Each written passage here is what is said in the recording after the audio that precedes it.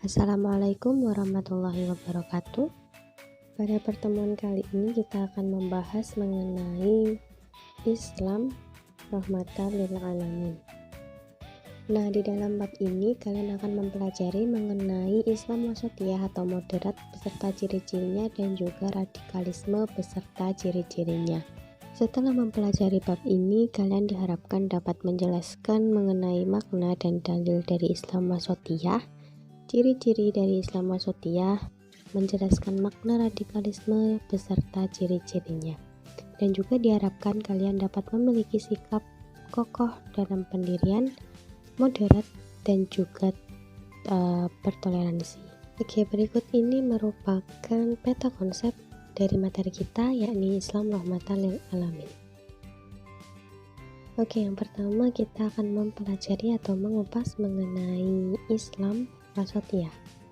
Wasatiyah, secara bahasa kata wasatiyah ini berasal dari kata wasato yang artinya adil atau sesuatu yang berada di pertengahan. Sedangkan secara etimologi kata wasato ini berarti sesuatu yang ukurannya sebanding. Maka dapat kita simpulkan bahwa makna dari kata wasato atau wasot ini artinya adalah nilai-nilai Islam yang dibangun atas dasar pola pikir yang lurus dan pertengahan serta tidak berlebihan dalam hal tertentu. Oke, untuk Islam wasatiyah atau Islam tengah ini berada di antara dua titik ekstrim yang saling berlawanan, yaitu antara taksir atau yang meremehkan dan juga ghulu atau yang berlebih-lebihan, atau dengan kata lain ada di antara liberalisme dan juga radikalisme. Nah, maksud dari Islam jalan tengah di sini yakni tidak terlibat kekerasan sampai pembunuhan, terbuka dan berada untuk semua golongan.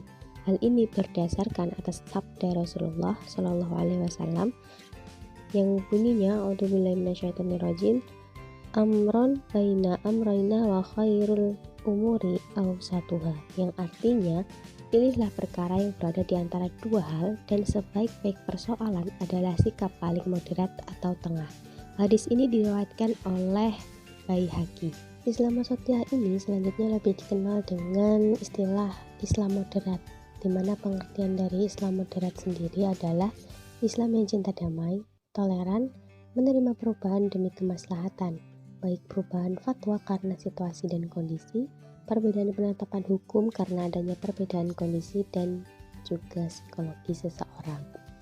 Nah, Allah berfirman dalam Al-Quran surat Al-Baqarah ayat 143 yang artinya, "Dan demikian pula kami telah menjadikan kamu umat Islam, umat yang wasat atau adil dan pilihan agar kamu menjadi saksi atas perbuatan manusia dan agar Rasul Muhammad SAW menjadi saksi atas perbuatan-perbuatan kamu."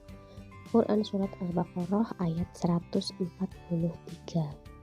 Wasat atau jalan tengah dalam beragama Islam itu dapat diklasifikasikan menjadi 4, yaitu yang pertama ada wasat dalam persoalan akidah. Yang maksudnya di sini yakni dalam persoalan iman kepada yang gaib, diproyeksikannya ke dalam bentuk yang seimbang dan dengan adanya batas-batas tertentu. Yang kedua ada wasat dalam persoalan ibadah, yakni menyeimbangkan antara hablum minallah dan hablum minannas. Yang ketiga ada wasat dalam persoalan perangai atau budi pekerti, yakni menahan dan mengarahkan hawa nafsunya agar tercipta budi pekerti yang luhur atau akhlakul karimah. Lalu yang terakhir atau yang keempat ada wasat dalam persoalan tasyrik atau pembentukan syariah. Selanjutnya kita belajar mengenai ciri-ciri dari Islam wasatiyah. Ada 10. Yang pertama ada tawasud atau mengambil jalan tengah, tawazun berkeseimbangan, iktidal lurus dan tegas, tasamuh toleransi, musawah persamaan atau tidak diskriminatif, syura musyawarah untuk mufakat, islah reformasi, aulawiyah mendahulukan yang prioritas, tatawur wa ibtikar dinamis dan inovatif, serta yang terakhir tahadur atau berkeadaban. Selanjutnya kita belajar mengenai radikalisme. Kata radikalisme ini merupakan turunan dari kata radikal yang berasal dari bahasa Latin radix yang artinya akar. Nah, secara etimologi, kata radikal ini mengandung arti segala sesuatu yang sifatnya mendasar sampai ke akar-akarnya atau sampai pada prinsipnya. Untuk pengertian dari radikalisme, yakni merupakan paham atau aliran yang terkait dengan perubahan besar dan juga ekstrim.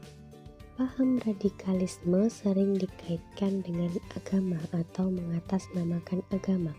Padahal semua agama itu tidak mengajarkan kekerasan. Agama yang paling sering menjadi target dari paham radikalisme sendiri adalah agama Islam. Hal ini menjadikan munculnya orang Islam yang radikal, yakni orang Islam yang mempunyai pikiran yang kaku dan sempit dalam memahami Islam, serta eksklusif dalam memandang agama-agama lain.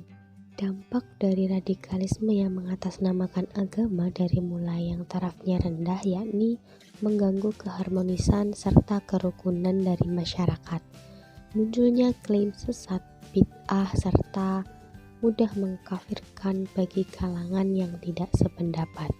Untuk taraf yang membahayakan, yakni dapat menimbulkan konflik, menimbulkan rasa tidak aman, menjadi pemicu munculnya terorisme, bahkan menimbulkan peperangan. Selanjutnya yakni faktor penyebab adanya radikalisme. Yang pertama, pengetahuan agama yang setengah-setengah serta melalui proses belajar yang doktriner. Lalu yang kedua, memahami Islam hanya dari kulitnya saja, tetapi minim wawasan tentang esensi agama. Yang ketiga, disibukkan oleh masalah-masalah sekunder sembari melupakan masalah-masalah primernya. Lalu yang keempat, lemah dalam wawasan sejarah dan sosiologi sehingga fatwa-fatwa mereka sering bertentangan dengan kemaslahatan umat, akal sehat, dan juga semangat zaman. Setelah mengetahui penyebab adanya radikalisme, kita juga perlu mengetahui mengenai ciri-ciri dari radikalisme itu, yakni yang pertama, intoleransi, lalu bersikap berlebihan, memaksakan kehendak dengan berbagai dalil termasuk dalil agama, menggunakan cara kekerasan baik verbal maupun fisik, lalu yang paling kentara atau yang paling terlihat yakni merasa dirinya itu paling benar. Islam sendiri dengan tegas menolak adanya paham dari radikalisme ini karena sangat-sangat membahayakan, dapat merusak syariah dan ibadah umat Islam, merusak tatanan serta ideologi negara, bahkan dapat menimbulkan terorisme dan pembunuhan. Karena sangat berbahayanya paham ini, maka haruslah dihentikan penyebarannya.